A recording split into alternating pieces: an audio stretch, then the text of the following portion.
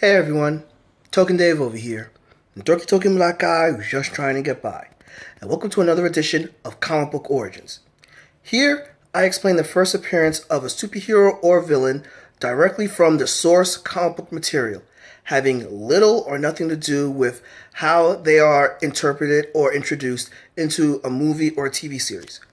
Well, Black Panther's coming out next week, and I'm knowing that a lot of people are excited about it. I'm unfortunately going to be really late with a lowdown, but given how it's sold out and everything. But, a lot of the fans that have got onto the Black Panther bandwagon in the mid 2000s basically are really excited, and you're going to see a lot of the mythos, well, more of like a lot of the characters from the current run, or the more modern run. However, people like me, really feel that, while as popular as Black Panther is right now, well, in the past 10 years, people kind of forget that, like, basically, he catered towards black readers a lot, and basically not as many people paid close attention to basically some of the myths and the myths that were established early in the career. And also, there are a few characters that really got overlooked. So, today I am actually going to be talking about one of the overlooked characters, basically Black Panther's first love interest in the comics. Now, here's the thing. I actually explained this a few months ago, and one of the fans said, no, Storm was his first love interest, And, yeah, it looks like they retconned that, but, I'm going by his first love interest in the comics, and that is Monica Lynne. Alright? Now, Monica Lynne is not a superhero nor a supervillain, but she's a very important part of the Black Panther mythos, at least at the beginning. Alright? So, here we are introduced to Monica Lynne in actually Avengers 73 and 74. And basically, the comic starts with Black Panther going back to Wakanda, and he is actually basically having a flashback of events that previously transpired. Yes, it's one of those, the flashback within the comic as a story. Anywho, it starts out with basically, an explosion, a building exploded, and it turns out that the building was bombed, and the people that were responsible for bombing that building are the Sons of the Serpent. Now, for those that don't know, the Sons of the Serpent is actually was the Marvel's equivalent to basically the Ku Klux Klan, only basically like a lot more over exaggerated, basically. A bunch of people wearing serpent outfits, and they were white supremacists, and this is like their second appearance in Marvel Comics. Their first appearance was a couple years prior, but they actually discuss in the comics the first time that the Avengers dealt with the Sons of the Serpent when they captured Captain America and everything.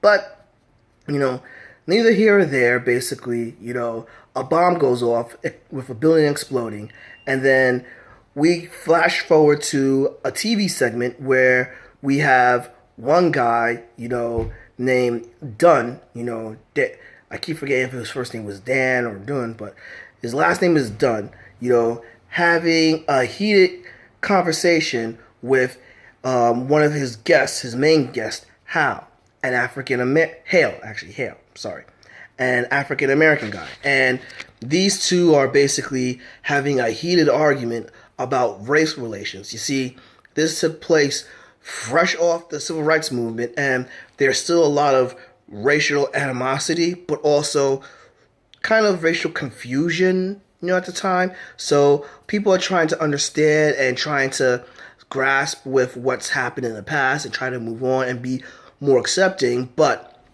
this TV show is being very poisonous with basically hyper partisanship on segregation issues, where you have the Dunn guy who's an extremist for the whites and the Hale guy who's an extremist for the blacks.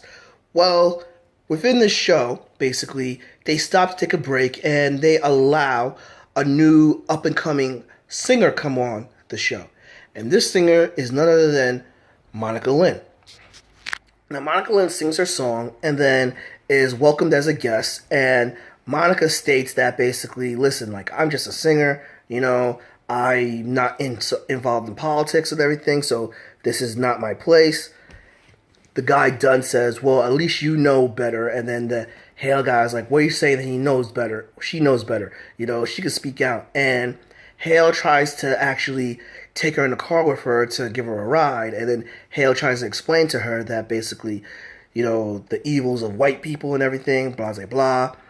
Monica is upset as she leaves because she doesn't want to listen to his BS. Well, a little bit later, basically, the Serpent Society, the Sons of the Serpents, they attack Monica. And as they're attacking Monica, basically they're about to kill her. And then Black Panther comes and actually rescues her. And she gets real upset after he thwarts them off because it takes the police a real long time to come. And she's wondering, what took you guys so long? Where were you? Blah, blah, blah. You would have come faster if it was a white person. Yada, yada, yada. So, yes, that's basically these two issues deal with, like, hyper segregation issues, And basically you got the Avengers who are basically noticing that everything is like being turned up to a fever pitch because a lot of people are tuning into these shows for these like racial banters going back and forth. And Black Panther decides to basically like intervene on this. And, he actually goes in and basically tries to infiltrate the Sons of the Serpents. And he starts out very successful, but then he is discovered and basically he is captured at the end of issue 73.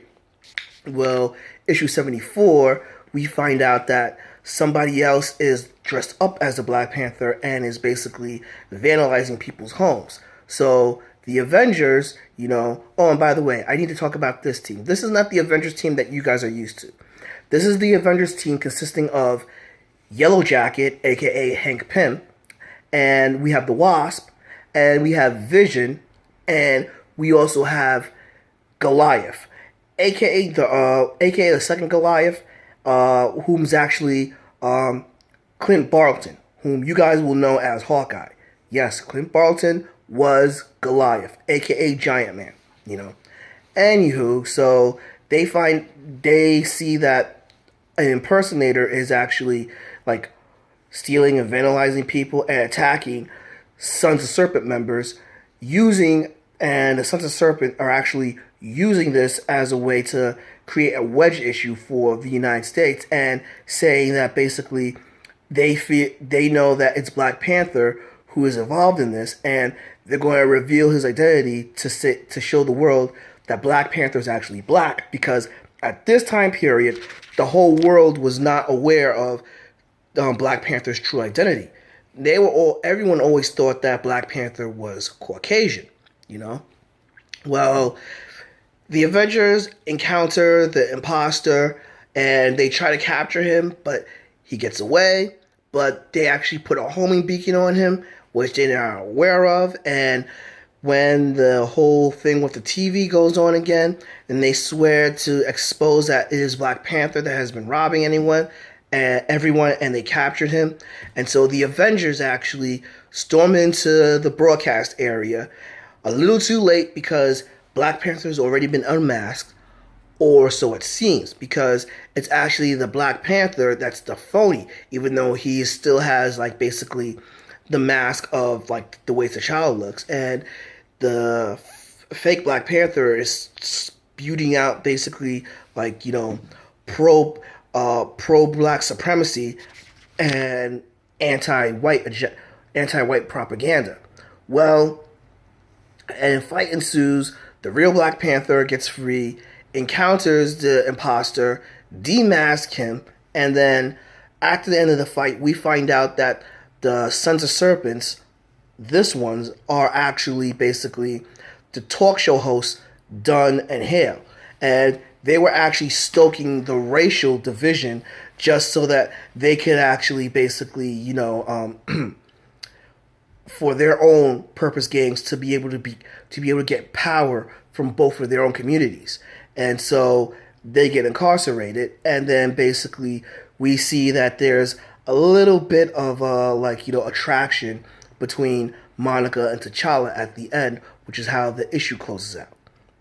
Now, this is the first appearance of Monica Lynne, and she plays a very important part in Jungle Action #6, the first Black Panther line. And basically, that went for a couple of years where you see that T'Challa brought Monica from America, and basically everyone in Wakanda pretty much hates her because she's an outsider, yet they have T'Challa and Monica have a deep, passionate love for each other to the extremes where Monica, really, T'Challa actually proposes to her.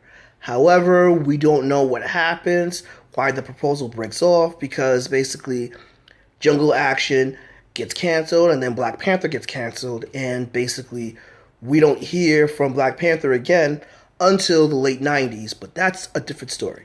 So, what do you guys think? What do you guys think? Please drop me a comment below, give me a like, follow me on Facebook at Token Dave, or on Twitter at Token Dave 80. Subscribe, ring that bell so you know when a new video loads. Until then, this has been Token Dave, dorky token black guy who's just trying to get by. I'll catch all of you later.